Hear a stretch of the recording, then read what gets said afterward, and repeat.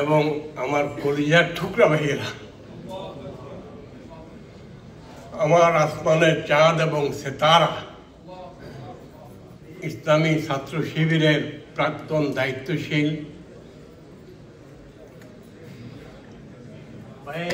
বলে এটাকে জড়িয়ে ধরেছে, তারা সৌভাগ্যবান।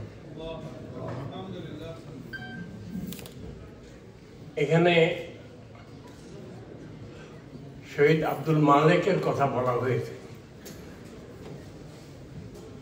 শহীদ আব্দুল মালেক আর আমি 1966 সালের ডিসেম্বরের 6 তারিখে একই দিন পাকিস্তানের 2 জন সদস্য হয়। তার মধ্যে সৌভাগ্যক্রমে আমি গুনাহগার একজন, আর আমাদের নেতা আব্দুল মালেক শহীদ তিনি একজন। শাহাদাতের পরে মুসলমানদের বড় আমানত, বড় দিশারি আল্লাহর গোলাম আবুল আলা মওদুদী রাহিমাহুল্লাহ, যার সাথে আমার বহুবার দেখা হয়েছে,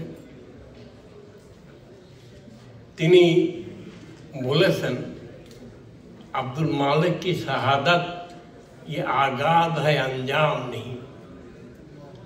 এটা শাহাদাতের সূচনা, শেষ নয়। মেঘনা যমুনার তীরে আমরা শিবির গড়েছি, আমাদেরকে হতি তুমির হয়ে জালিমের কণ্ঠ রুখবে।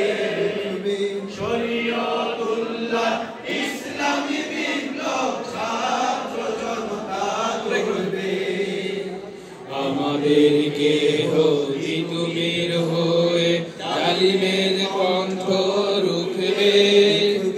শরীয়তুল্লাহ ইসলামী বিপ্লব ছাত্র জনতা গড়বে। এই জিহাদের দীপ্ত শপথে পথ চলা শুরু হোক তবে আজই হতে। এই জিহাদের দীপ্ত শপথে পথ চলা শুরু হোক তবে আজই হতে। শান্তি আনবো বিশ্ব জগতে, শান্তি আনবো বিশ্ব জগতে। শপথ করেছি আমরা শিবির গড়েছি। অনেক ধন্যবাদ। আমি আমাদের ভাইদের কাছে কথা বেশি বলতে চাচ্ছি না, অনেক কথা আমি বলছি তোমাদের জন্য। আমি সে লোক, আমি বলেছি ইসলামী আন্দোলনকে যারা জীবনের লক্ষ্য স্থির করে নেয় এমন লোক আমার নামাজের জানাজাও করতে পারবে না। ওসিয়ত করে দিয়েছে, চাকতে পারবে, ইমামতি করতে পারবে না। তুমি ভেবেছ ইসলামী আন্দোলন কি জিনিস? তিনটা অগ্রাধিকার দাও, জানের উপরে, মালের উপরে, আওলাদের উপরে, তামাম বস্তুর উপরে। দিন কত জিতে না। নামাজ বুঝেছো, রোজা বুঝেছো, তাহাজ্জুদ বুঝেছো, দিন বুঝো নাই তুমি। নবীরা নামাজের জন্য রোজার জন্য আসে নাই, লিইয়ুযহিরাহু আলাদ দীনে কুল্লিহি, তামাম বাতিল আদিয়ানের উপরে দিনে হক বিজয় করে দাও। এটা এই কাজ যে কাজের জন্য শত শত নবী শহীদ হয়েছে। বিপ্লব বিপ্লব বিপ্লব আমাদের দমনিতে শহীদের রক্ত, এই রক্ত কোনদিন বিদায় হবে না। কোরআনে যেটা জাবুর কিতাবে লিখিত আছে, আন্নাল আরদা ইয়ারিসুহা ইবাদিয়াস সালিহুন, এই পৃথিবীর নেতৃত্বে তারা থাকবে যারা সবচেয়ে কম্পিটেন্ট ব্যক্তি। ছাত্র শিবির এবং Jamaat Islami, we are the ambassadors of Chhatra Shibir and Jamaat Islami, we are the ambassadors of Muslim উম্মাহ। যদি আমরা সেই অ্যাম্বাসেডারশিপের দায়িত্ব সত্যিকার অর্থে পালন করতে হয়, তাহলে আবেগ দিয়ে নয়, আমাদেরকে সত্যিকার অর্থে শহীদ মীর কাসেম আলী যে কথাটি বলেছিলেন, আমরা ফুড সোলজার্স তৈরি করার জন্য এই ছাত্র শিবির তৈরি করে নিয়ে আমরা ছাত্র শিবির বানিয়েছিলাম একটি রেভলিউশনারি নেতৃত্ব তৈরি করার জন্য, এবং নেতৃত্ব তৈরি করার জন্য তার জন্য আমাদের দরকার কম্পিটেন্স। যদি আমরা জ্ঞানের জগতে, ইমোশনাল ইন্টেলিজেন্সের জগতে, ডিপ্লোম্যাটিক ওয়ার্ল্ডে সকল ক্ষেত্রে আমরা কম্পিটেন্স প্রতিষ্ঠা করতে পারি, তাহলে ছাত্র শিবির আমরা যে উদ্দেশ্যে করেছিলাম, ছাত্র শিবির আমাদেরকে যে উদ্দেশ্যে তৈরি করেছিল, আমাদের সেই উদ্দেশ্য সফল হবে। আমাদের সেই উদ্দেশ্যে সফল মানে আগামী দিনে বাংলাদেশে এবং সারা বিশ্বে ইসলামের বিজয়কে ত্বরান্বিত করার সেই সংগ্রামী আহ্বান এবং তার প্রস্তুতির জন্য আমাদেরকে তৈরি করার জন্য আহ্বান জানিয়ে আমার বক্তব্য শেষ করছি। আসসালামু আলাইকুম ওয়া রাহমাতুল্লাহি ওয়া বারাকাতুহু।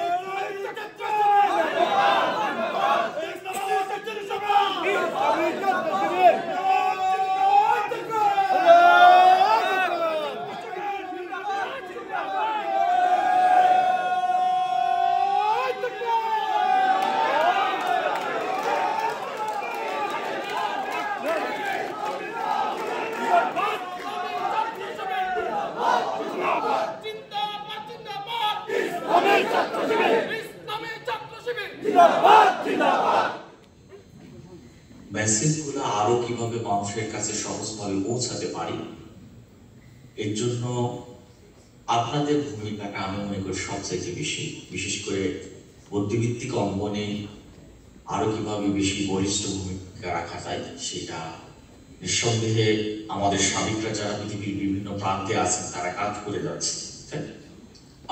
আপনাদের কাছে আমাদের প্রত্যাশার জায়গাটা আরো ইনশাআল্লাহ দায়িত্বশীলরা নির্দেশ দেন বাংলাদেশে ব্যাক হওয়ার জন্য, দায়িত্বশীলের নির্দেশ আসতে দেরি হবে কিন্তু আমাদের টিকিট কাটতে দেরি হবে না।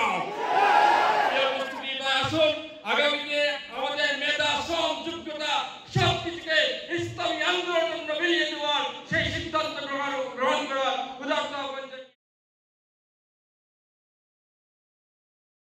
যে ওখানে আরেকজন শহীদ অপেক্ষা করছেন, শহীদ মজিবুর রহমান নিজামী।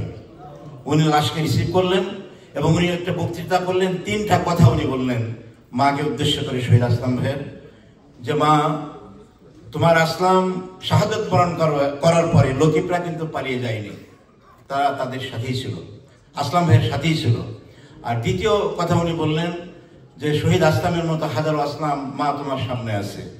তৃতীয় কথা বলছিলেন শহীদ মজিবুর রহমান নিজামী, আমি সাক্ষী যে আপনারা সবাই দোয়া করবেন যে শহীদি তামান্না নিয়ে আমি দায়িত্ব পালন করি, আল্লাহ তাআলা যেন আমাকে শহীদ হিসেবে কবুল করেন। ইতিহাস সাক্ষী।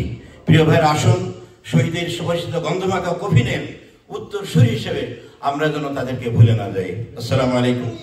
আর তাগদিরা সংগ্রাম করে ক্ষমতা পাওয়ার আশায়, ঠিক কিনা, সেই জান্নাত পাওয়ার আশায় আমাদের নেতৃবৃন্দ একে একে জীবন দিয়ে তারা প্রমাণিত করে গেছেন অন্যের কাছে মাথা নত করা যাবে না। একদিন সময় আসবে আল্লামা নিজামী, দেলোয়ার হোসেন সাঈদীর বিচার বাংলার মাটিতে হবে ইনশাআল্লাহ। আমরা বিশ্বের প্রান্ত থেকে দাঁড়িয়ে দাঁড়িয়ে দেখব অন্যের বিচার বাংলার মাটিতে হতেই হবে ইনশাআল্লাহ। সেজন্য প্রিয় বিভিন্ন সময় মিটিংয়ে যাওয়ার সুযোগ হয়, আপনারা বিভিন্ন সময়কে দেখি শত শত ভাইরা মানবাধিকার সংগঠনে যোগদান হয়ে আপনারা সময় দেন, কিন্তু দিন প্রতিষ্ঠার আন্দোলনে কেন আপনি সময় দেবেন না? কেন ইউনিটে জয়েন করবেন না? কেন ইসলামী আন্দোলনে এই দেশের মাটিতে আপনাকে সম্পৃক্ত করবেন না? সেজন্য সবার সরকারের কাছে উদাত্ত আহ্বান রাখছি, যে যে জায়গায় অবস্থান করব, যে মহল্লায় যে স্ট্রিটে থাকবো, সেখানে আমাদের ইউনিট রয়েছে, সেখানে আমরা সম্পৃক্ত হয়ে দিন প্রতিষ্ঠার সংগ্রাম করবো ইনশাআল্লাহ। ইসলামী ছাত্র শিবির আজকে শুধু বাংলাদেশে নয়, সারা বিশ্বে আজকে ছড়িয়ে গেছে, ঠিক কিনা?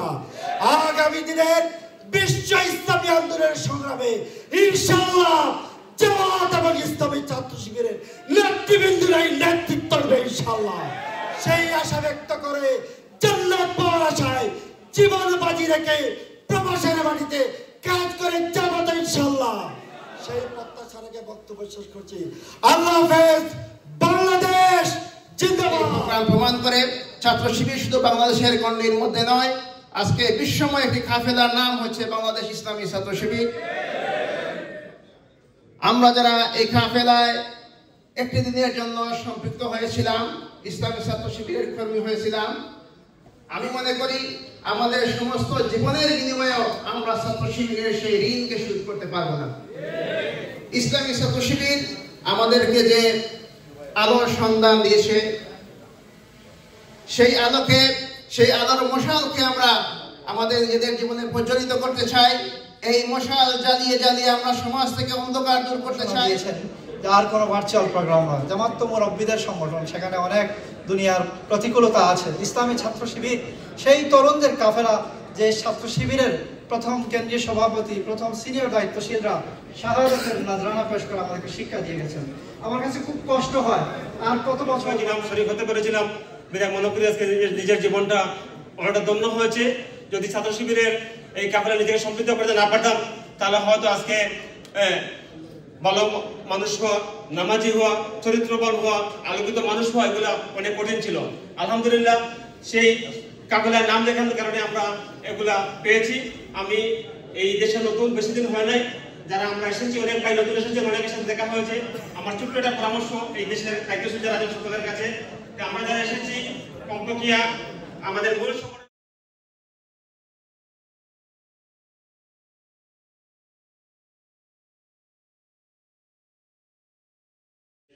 ছাত্র নেতা,